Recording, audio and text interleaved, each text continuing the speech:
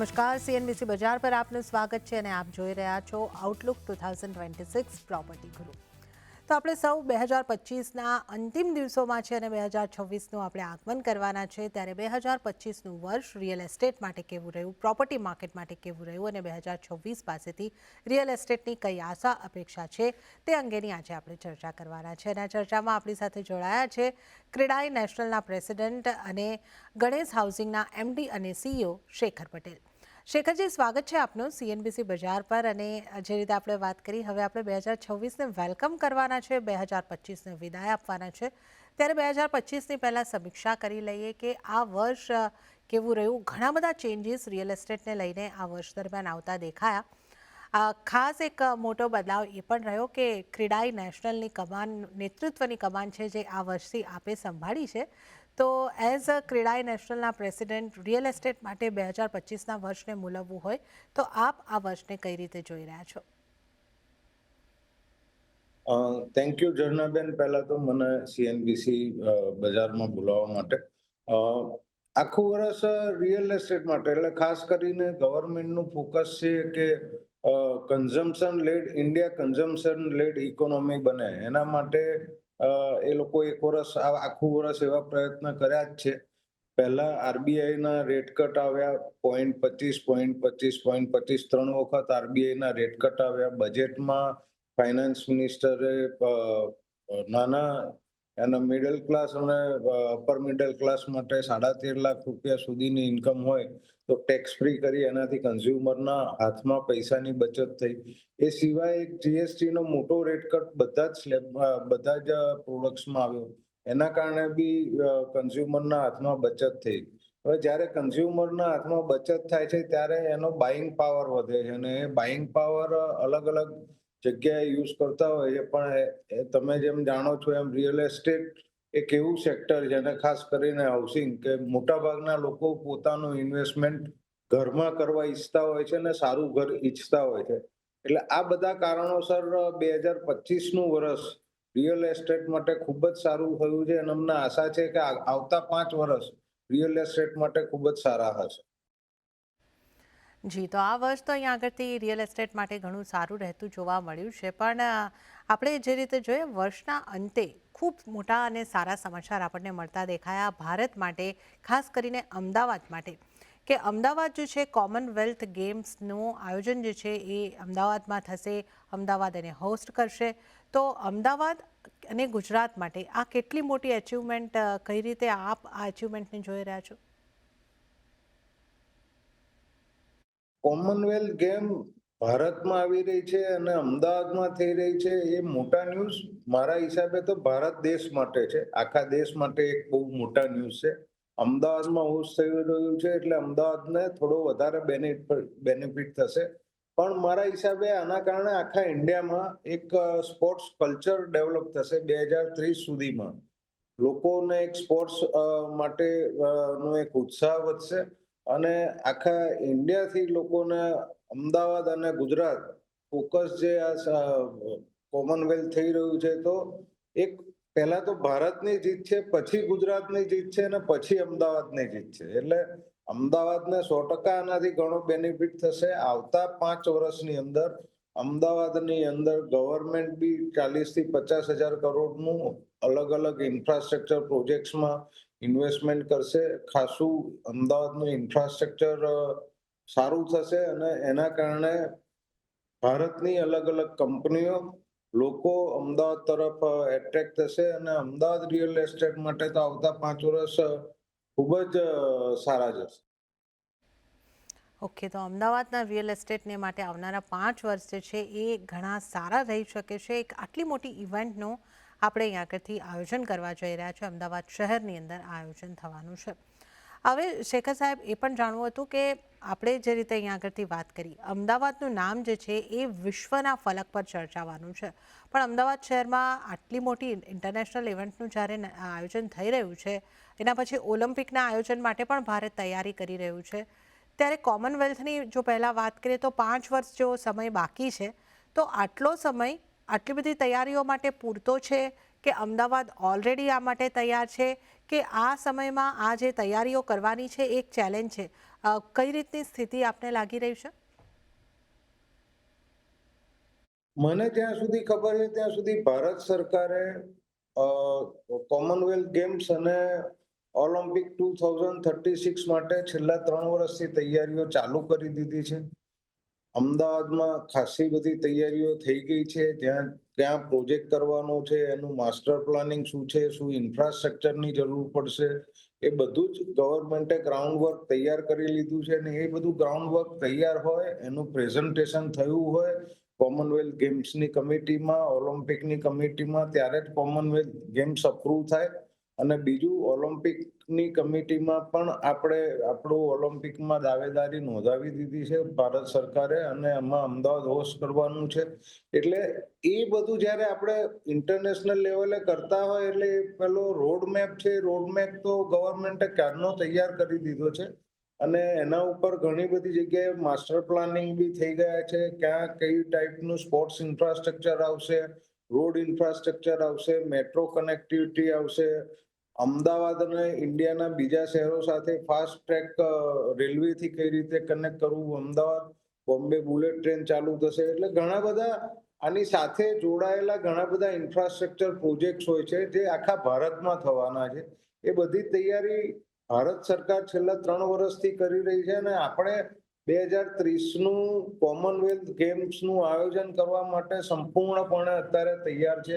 Last leg જે 5 વર્ષ આપણી પાસે છે, 5 વર્ષમાં હવે બીજું આ બધું જે છે એને ઇમ્પ્લિમેન્ટ કરવાનું છે. અને મને 100% ખાતરી છે અત્યાર સુધીમાં કોમનવેલ્થ ગેમ્સ વર્લ્ડમાં નહીં આયોજન થયું હોય એવું આયોજન આપણે કરીશું.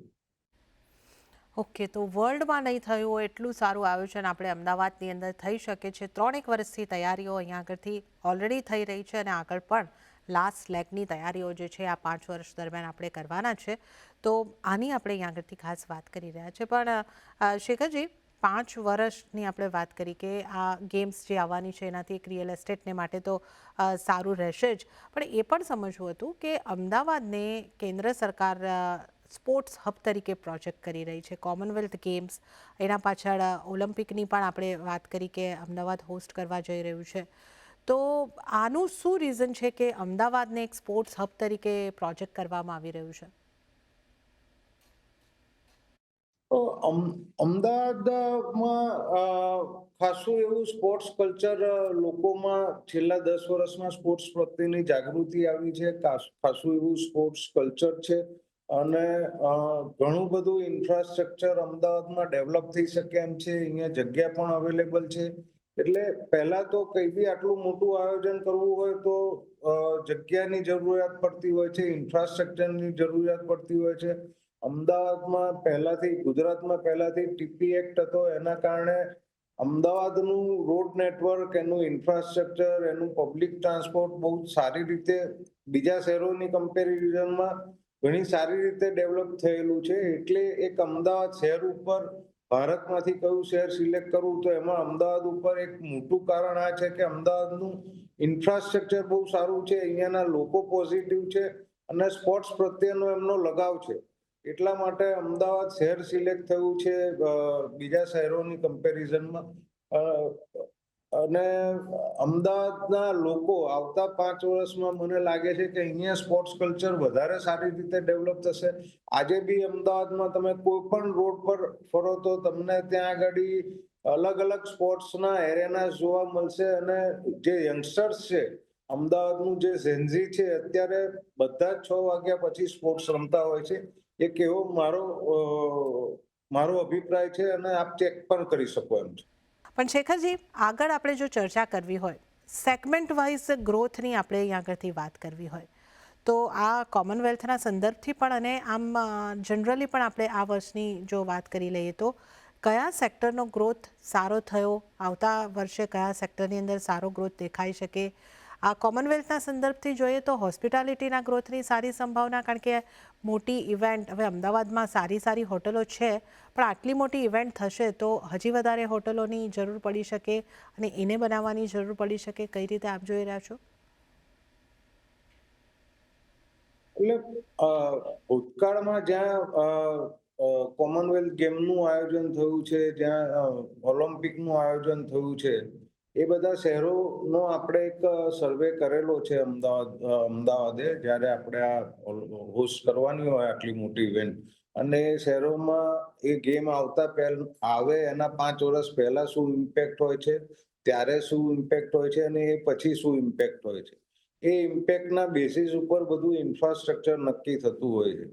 એટલે આ 5 વર્ષ છે અમદાવાદ માટે ખૂબ જ અગત્યના છે, અને આ 5 વર્ષમાં અમદાવાદે ખાસી મહેનત કરવી પડશે. ગુજરાત સરકારે મહેનત કરવી પડશે આ ઇન્ફ્રાસ્ટ્રક્ચર ક્રિએટ કરવા માટે, અને લકીલી આપણી પાસે ભારત સરકારનો ફૂલ સપોર્ટ છે. પ્રધાનમંત્રી શ્રી નરેન્દ્રભાઈ મોદીનું આના ઉપર ફોકસ છે, અમિતભાઈ શાહનું આના ઉપર ફોકસ છે. એટલે મને કોન્ફિડન્સ છે. એક તો આપણે બહુ સારી રીતે ગેમ હોસ્ટ કરીશું. બીજું, સેક્ટર વાઇઝ જે વાત છે, ત્યારે આવડી મોટી ગેમ આવતી હોય છે ત્યારે ત્યાં ભૂતકાળના લોકોના અનુભવ છે એના ઉપરથી દરેક સેક્ટરને, એવું નથી કે રિયલ એસ્ટેટ સેક્ટર કે હોસ્પિટાલિટી સેક્ટર, ઘણા બધા લોકો અહીંયા ટ્રાવેલ કરશે આ 5 વર્ષની અંદર, એટલે હોસ્પિટાલિટી સેક્ટરને તો બેનિફિટ થવાનો જ છે. એની સાથે સાથે રિટેલ સેક્ટર છે, ટ્રાન્સપોર્ટ સેક્ટર છે, એ એવિએશન છે, અમદાવાદ એરપોર્ટ ઉપર નું જે ટ્રાફિક છે એ વધશે. અમદાવાદની અંદર બહારથી આવનારા લોકો ખાલી હોટલમાં રહેશે એવું તો થવાનું નથી. એ લોકો આવશે એટલે એમનું ટ્રાન્સપોર્ટ થશે, બીજે શોપિંગ થશે. એટલે મારા ખ્યાલથી અમદાવાદની ઓવરઓલ ઇકોનોમી, એટલે અમદાવાદ શહેરનું એક જે જીડીપી કહેવાય, એ અમદાવાદ શહેરના જીડીપીને એક બહુ મોટો બૂસ્ટ મળશે આ ગેમ્સથી. ઓકે, તો અમદાવાદ શહેરની જીડીપીને સારો ગ્રોથ મળી શકે છે, મોટું બૂસ્ટ મળી શકે છે. અને જે રીતે આપણે વાત કરીએ હોસ્પિટાલિટી, રિયલ એસ્ટેટની વાત કરીએ તો હોસ્પિટાલિટી સેક્ટરમાં તો ડિમાન્ડ વધશે જ વધશે, પણ સાથે સાથે ઘણા બધા ઇન્ટરનેશનલ માઇગ્રેશન, જ્યારે આવી મોટી રમતોનું આયોજન થતું હોય છે તો એના કોચથી લઈને ખેલાડીઓ સુધી, અને ત્યારબાદ જે રીતે સ્પોર્ટ્સ કલ્ચરની આપણે વાત કરી રહ્યા છીએ, તો આગળના દિશામાં પણ અહીંયા આગળ આવી એકેડેમીઝ, સ્પોર્ટ્સ એકેડેમીઝ આવી શકે છે. એને માટેના ઇન્ટરનેશનલ ખેલાડીઓ અને કોચિસ પણ અહીંયા આગળ આવી શકે છે. તો આ માઇગ્રેશનથી પણ એક હાઉસિંગની ડિમાન્ડ પણ ક્રિએટ થતી હોય છે. તો ઓવરઓલ રિયલ એસ્ટેટ માટે આવી મોટી ઇવેન્ટ અને ઇન્ફ્રાસ્ટ્રક્ચરનું ડેવલપમેન્ટ છે એ ઘણું જ લાભદાયક સાબિત થતું હોય છે. પણ હવે આપણે શેખરજી કોમનવેલ્થ ગેમ્સની તો ઘણી વાત કરી, પણ અમદાવાદ શહેરની જ્યારે આપણે વાત કરી લઈએ, અમદાવાદના રિયલ એસ્ટેટની આપણે જો વાત કરીએ તો અમદાવાદ શહેર છે એને એક સારી લાઇફસ્ટાઇલ આપતા શહેર તરીકે જોવામાં આવે છે. અન્ય શહેરોની સરખામણીમાં ઘર ખરીદવા માટે મોસ્ટ અફોર્ડેબલ સિટી તરીકે જોવામાં આવે છે. તો અમદાવાદ શહેરના રિયલ એસ્ટેટને આપ ડેવલપર એસોસિએશનના પ્રેસિડેન્ટ તરીકે અને ગણેશ હાઉસિંગના શીર્ષ નેતૃત્વ તરીકે કઈ રીતે જોઈ રહ્યા છો? ગણેશ હાઉસિંગના અમદાવાદમાં અને બીજે ક્યાં કઈ રીતના પ્લાનિંગ ચાલી રહ્યા છે? રિયલ એસ્ટેટ છે ને, એને એક વર્ષ માટે ના જોઈ શકાય. રિયલ એસ્ટેટ સેક્ટર કે આવું મોટી ગેમ આવે છે તો એને 5 થી 10 વર્ષ, એટલે અમદાવાદે તો 2036 ને ધ્યાનમાં રાખી એટલે આવતા 11 વર્ષ ફોકસ કામ કરવાનું છે. એમાં જે અમદાવાદમાં ડેવલપર્સે બી પોતાની રીતે પોતાના એરિયામાં કે પોતે જે સેક્ટરમાં કામ કરી રહ્યા છે એમાં સારી રીતે કામ કરવાનું છે. એટલે ગણેશ હાઉસિંગ, અમે લોકો પણ આ બધી ગેમ્સ આવવાની હતી એ ક્યારનું ચર્ચામાં હતું, એની પૂર્વ તૈયારી રૂપે ઘણા બધા રેસિડેન્શિયલ પ્રોજેક્ટ પ્લાન કરેલા છે. અત્યારે અમારા કોમર્શિયલ પ્રોજેક્ટ બી ચાલે છે, અને અમે એક આઈટી પાર્ક બનાવી રહ્યા છે જેમાં સર્વિસ સેક્ટર, આખા ઇન્ડિયામાંથી સર્વિસ સેક્ટરને અમે ઇન્વાઇટ કરી રહ્યા છીએ, અને બહુ સારો અમને રિસ્પોન્સ બી મળી રહ્યો છે. એટલે અમદાવાદમાં સ્પોર્ટ્સની સાથે સાથે સર્વિસ સેક્ટર બી બહુ આવતા 5 વર્ષમાં બહુ સારી રીતે આવશે અને સારી રીતે કામ કરશે. જ્યારે એઝ અ એસોસિએશન વાત કરીએ તો અમદાવાદના લોકોની સાથે સાથે ડેવલપર્સ બી આ ગેમ્સનું વેલકમ કરવા તૈયાર છે. ગેમ્સના રિલેટેડ જે બી હોસ્પિટાલિટી, એટલે હોટેલ્સ, રેસ્ટોરન્ટ્સ, સ્પોર્ટ્સ ફેસિલિટી, એ બધી જરૂર પડશે એમાં અમદાવાદના ડેવલપર્સ પાર્ટિસિપેટ કરવા માટે તૈયાર છે. અને ખૂબ જ સારી રીતે અમે લોકો સરકારની સાથે સરકારની ગાઈડલાઇન્સ પ્રમાણે શું પ્રોજેક્ટ કરવા જોઈએ, શું પ્રોજેક્ટ પબ્લિક પ્રાઇવેટ પાર્ટનરશિપમાં થઈ શકે, શું પ્રોજેક્ટ ગવર્મેન્ટે કરવાના, શું પ્રોજેક્ટ ડેવલપરે કરવાના, એનું એક્ટિવ ડિસ્કશન અર્બન ડિપાર્ટમેન્ટ સાથે બી અમારું ચાલુ જ હોય છે. અને એ બધા પ્લાન્સ અત્યારે ઓલરેડી પાઇપલાઇનમાં પણ છે અને ઘણા પ્લાન્સ એક્ટિવેટ પણ થઈ ગયા છે. ઓકે, તો અહીંયા આગળથી આપણે જે વાત કરી કે આવનારા 5 વર્ષની અહીંયા આગળથી આપણે વાત કરી, ગણેશ હાઉસિંગનો એક મોટો આઈટી પાર્ક અહીંયા આગળથી આવી રહ્યો છે અને આવી મોટી ઇવેન્ટ કોમનવેલ્થ ગેમ્સ માટે આખું ડેવલપર એસોસિએશન, અમદાવાદના ડેવલપરો પૂરા સહયોગથી સરકારની સાથે અર્બન પ્લાનિંગ કમિટી સાથે કામકાજ કરશે, એની આપણે વાત કરી. પણ હવે શેખર સાહેબ, આપની પાસેથી એ જાણવું હતું કે 2026નું વર્ષ શરૂ થશે અને સૌથી પહેલી મોટી ઇવેન્ટ જો 2026ની આવશે એ હશે આપણું બજેટ. તો બજેટની પાસેથી રિયલ એસ્ટેટની શું આશા અપેક્ષા છે અને ક્રેડાઈ નેશનલ તરફથી કઈ રીતના રિપ્રેઝન્ટેશન નાણામંત્રીને કરવામાં આવ્યા છે? જનરલી બજેટમાંથી અત્યારે એક જ મેઇન વસ્તુ છે કે અફોર્ડેબલ હાઉસિંગ પર ભારત સરકારે ફોકસ કરવાની જરૂર છે. અને અમે પણ જે ગવર્મેન્ટમાં રિપ્રેઝન્ટેશન કર્યું છે બજેટમાં, અમે એ જ વાત કરી છે કે અફોર્ડેબલ હાઉસિંગ ને એક ફોકસ કરી, જે પ્રધાનમંત્રીજીનું સપનું હતું હાઉસિંગ ફોર ઓલ 2022, હવે એક હાઉસિંગ ફોર ઓલ 2.0 કરીને એક નવી બજેટમાં સ્કીમ આવે અને અફોર્ડેબલ હાઉસિંગ પર ફોકસ કરવામાં આવે અને ખાસ કરીને કસ્ટમરને એમાં બેનિફિટ થાય ઘર લેવા માટે. કેમ કે ઘર આપણા માટે સૌથી પ્રાયોરિટી હોય છે, કસ્ટમર્સ માટે, લોકો માટે. તો એમાં અફોર્ડેબલ ઘર લોકોને મળે, સારું ઘર મળે, એના માટેના જે બી સજેશન્સ હોય અમે કર્યા છે હાઉસિંગ મિનિસ્ટ્રીમાં, ફાઇનાન્સ મિનિસ્ટ્રીમાં, હાઉસિંગ મિનિસ્ટ્રીમાં, પીએમઓમાં, દરેક જગ્યાએ અમે સજેશન્સ કર્યા છે અને અમને આશા છે કે આ વખતના બજેટમાં અફોર્ડેબલ હાઉસિંગ માટે ખૂબ સારા સમાચાર આવશે. ઓકે, તો આ બજેટની અપેક્ષાઓની ખાસ અહીંયા આગળથી વાત કરી તો અફોર્ડેબલ હાઉસિંગ ઉપર સરકાર દ્વારા ફોકસ કરવામાં આવે અને હાઉસિંગ ફોર ઓલ 2.0 જેવી કોઈ સ્કીમ લાવવા માટેની અહીંયા આગળ રિપ્રેઝન્ટેશન ક્રેડાઈ દ્વારા આપવામાં આવ્યું છે. અને હવે શેખર સાહેબ, જો આપણે વાત કરી લઈએ બજેટની અપેક્ષાઓની, આપણે વાત કરી, પણ તાજેતરમાં આપણે જોયું કે નેશનલ હાઈવેને લઈને એક મોટી જાહેરાત કરવામાં આવી. લગભગ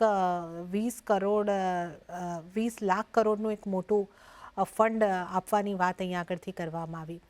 તો આનાથી જે કનેક્ટિવિટી વધવાની છે એની અસર કયા કયા શહેરોની અંદર થઈ શકે છે? એટલે ટિયર 1 શહેરોમાં તો સારી કનેક્ટિવિટી બની ગઈ છે, હવે ટિયર 2, ટિયર 3ની કનેક્ટિવિટી વધશે, કઈ રીતે તમે જોઈ રહ્યા છો? ઓવરઓલ કયા શહેરોનો વિકાસ આપ આવનારા વર્ષોમાં જોઈ રહ્યા છો? ઝરણાબેન, ભારત સરકારનું 2014 પછી આપ જુઓ તો ઇન્ફ્રાસ્ટ્રક્ચર સ્પેન્ડિંગમાં ખાસું ફોકસ છે. અને 2014 પછી હું આ ઘણા બધા ભારતના ઘણા બધા શહેરોમાં ફરતો હોઉં છું તો મેં જોયું છે કે દરેક શહેરમાં મેટ્રો રેલ હોય કે પછી BRTS નો પ્રોજેક્ટ હોય કે રોડ નેટવર્કના પ્રોજેક્ટ હોય, બહુ જ સારી રીતે એના ઉપર ફોકસ થઈ રહ્યું છે. તમે જુઓ તો અત્યારે ઇન્ડિયાના મોટા શહેરો, બોમ્બેનું આખું ઇન્ફ્રાસ્ટ્રક્ચર, 5 વર્ષ પહેલા તમે બોમ્બેમાં જે કનેક્ટિવિટી હતી ને આજે જે કનેક્ટિવિટી, આજનું ઇન્ફ્રાસ્ટ્રક્ચર છે, ખૂબ જ સરસ રીતે ડેવલપ થયું છે. એવી જ રીતે બીજા બધા શહેરોમાં, ઘણા બધા શહેરોમાં સરસ રીતે ઇન્ફ્રાસ્ટ્રક્ચર ડેવલપ થયું છે. અને હાઈવે છે, એ હાઈવે એક ટ્રાન્સપોર્ટ નોડ છે. તો એક શહેરથી બીજા શહેરને કનેક્ટ કરવા માટે હાઈવેઝ હોય છે અને છેલ્લા 10 વર્ષથી હાઈવેઝ ઉપર ખાસું કામ ચાલી રહ્યું છે. આપણે વર્ષોથી સમાચાર સાંભળીએ છીએ કે પર ડે આટલા સ્ક્વેર કિલોમીટર, ભારત સરકાર એમાં સ્પીડ વધારી રહી છે, આટલા સ્ક્વેર કિલોમીટરના હાઈવેઝનું કામ ચાલી રહ્યું છે. અને ખૂબ જ સારી રીતે અને ખૂબ જ ઝડપથી આપણા બધા હાઈવેઝ બની રહ્યા છે. એટલે એક તરફ જુઓ તો હાઈવેઝ સરસ થઈ રહ્યા છે. બીજું રેલવેની વાત કરીએ તો આપણે વંદે ભારત થી લઈને બધી નવી નવી ફાસ્ટ ટ્રેન ચાલુ થઈ ગઈ છે અને બધા શહેરોની વચ્ચેનું આ બધા ઇન્ફ્રાસ્ટ્રક્ચરના કારણે ડિસ્ટન્સ ઘટે છે અને એના કારણે ઓવરઓલ જે બે શહેરો વચ્ચે કનેક્ટિવિટી થાય છે, બંને શહેરને ખૂબ જ ફાયદો થાય છે. આનું મોટું એક્ઝામ્પલ જોઈએ તો એક બુલેટ ટ્રેન પ્રોજેક્ટ છે. બુલેટ ટ્રેન પ્રોજેક્ટ આપણો 2026માં આશા છે કે ચાલુ થઈ જશે. તો એનાથી બોમ્બેને અમદાવાદને જેટલો ફાયદો થશે એટલો જ ફાયદો બરોડાને થશે, એટલો જ ફાયદો સુરતને થશે, વાપી વલસાડને થશે અને બોમ્બેને થશે. એટલે ઓવરઓલ એ બેલ્ટમાં આવતા બધા જ શહેરોને ફાયદો થતો હોય છે કોઈ પણ ઇન્ફ્રાસ્ટ્રક્ચર પ્રોજેક્ટથી.